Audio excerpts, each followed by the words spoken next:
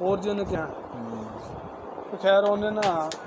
ਉਹ ਗਿਆ ਉਹਦੇ ਕੋਲ ਦੁਬਾਰਾ ਉਹਨੇ ਕਹੀ ਸੈਂਡਲ ਵੀ ਡੱਬੀ ਹੈਗੀ ਹਾਂ ਸੈਂਡਲ ਵੀ ਡੱਬੀ ਨਹੀਂ ਇਹ ਵੈਸੇ ਰੱਖੀ ਖਾਲੀ ਡੱਬੀ ਸੈਂਡਲ ਵੀ ਲੱਗੀ ਡੱਬੀ ਉਹ ਵੀ ਇੰਜ ਦੀ ਹੋਣ ਲੱਗ ਪਈ ਨਾ ਉਹ ਦੂਸਰੀ ਖੈਰ ਉਹਨੇ ਨਾ ਕਿਹਾ ਜੀ ਉਹਨੇ ਡਾਕਟਰ ਨੇ ਵੀ 3 ਮਹੀਨੇ ਦਾ ਕੋਰਸ ਹੈ 3 ਮਹੀਨੇ ਬਾਅਦ ਦੁਬਾਰਾ ਨਹੀਂ ਆਉਣਾ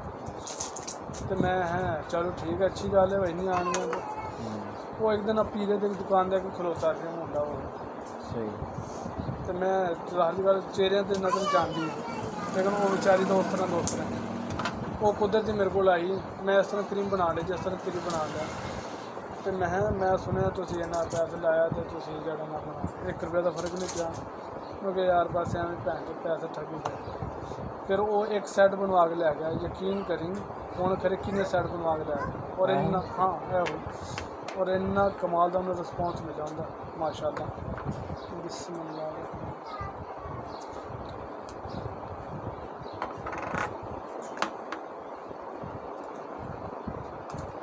ਲਾਵੀਂ ਕੱਲਾ ਹੀ ਹੋਣਾ ਵੈਸੇ ਤੱਕ ਨਾਲ ਦੀ ਨਹੀਂ ਲਾਣੀ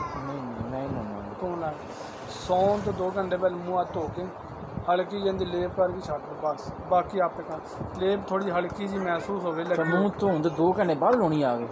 ਸੌਣ ਤੋਂ 2 ਘੰਟੇ ਪਹਿਲਾਂ ਅੱਛਾ ਸੌਣ ਸੌਣ ਤੋਂ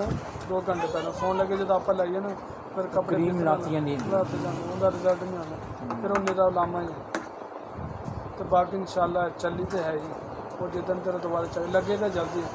15 दिन नहीं गुजरने तो फिर दोबारा आएंगे यार और बना के देंगे आपका साथ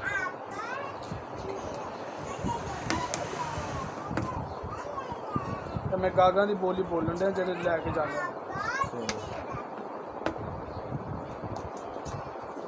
तुझी छड़ दी कासमाड़े की दुकान नहीं असी रखियाँ असी ਤਾਂ ਤੁਹਾਨੂੰ ਕਹਿੰਦਾ ਸਾਨੂੰ ਫਾਰਮੂਲਾ ਦਿਓਗੀ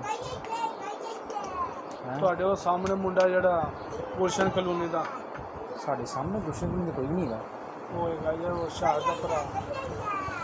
ਉਹ ਮੇਰੇ ਕੋਲ ਲੈ ਕੇ ਜਾਂਦਾ ਉਹ ਇੰਨੇ ਕਰੀਮਾਂ ਲੈ ਕੇ ਕਿਹੜਾ ਸ਼ਾਹ ਦਾ ਭਰਾ ਯਾਰ ਉਹਨੂੰ ਦਿਲਾ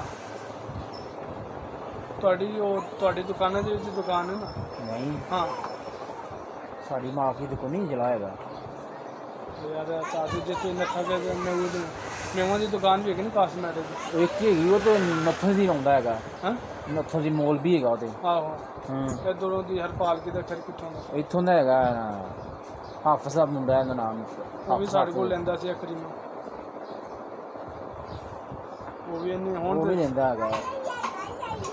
ਤੁਹਾਨੂੰ ਭੁਲੇਖਾ ਲੱਗਦਾ ਹਰਪਾਲ ਕੀ ਦਾ ਮੁੰਡਾ ਹੈ ਜੀ ਮੇਵਾਂ ਦਾ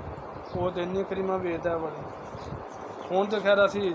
ਜਾ ਹੀ ਨਹੀਂ ਰਹੇ ਜਿੱਦਾਂ ਦੀ ਡਬਲ ਦੁਕਾਨ ਕੀਤੀ ਹੈ ਸਾਰੇ ਕਸਟਮਰ ਆਪੇ ਆਣ ਕੇ ਲੈ ਜਾਂਦੇ ਨੇ ਪੱਠੇ ਦੇ ਇੰਨੇ ਦੁਕਾਨਦਾਰ ਸਾਰੇ ਦੁਕਾਨਾਂ 'ਤੇ ਲੱਗੀ ਪਈ ਸੀ ਹੁਣ ਫਿਰ ਅਸੀਂ ਵੀ ਲਾਲਚ ਕਰ ਦਿੰਦੇ ਹਾਂ ਮੈਂ ਯਾਰ ਦੁਕਾਨ ਬੰਦ ਹੋਈ ਹੁਣ 2-3 ਦਿਨ ਹੋ ਗਏ ਨੇ ਕੰਮ ਕਰਦੇ ਘਰ ਤੋਂ ਕੀ ਕਰਦੇ ਮਿਸਤਰੀ ਲਾਇਆ ਆਹੋ ਮਿਸਤਰੀ ਲਾਇਆ ਤੇ ਤਕਰੀਬਨ ਸਾਰੀ ਦਿਹਾੜੀ ਦੀ ਦੁਕਾਨ ਬੰਦ ਰਹਿੰਦੀ ਹੈ ਵਾਲੀ ਉਹ ਤਾਂ ਨਹੀਂ ਕਰਦੇ ਫਿਰ ਇੰਨਾ ਬੜਾ ਫਰਕ ਪੈਂਦਾ ਨਾ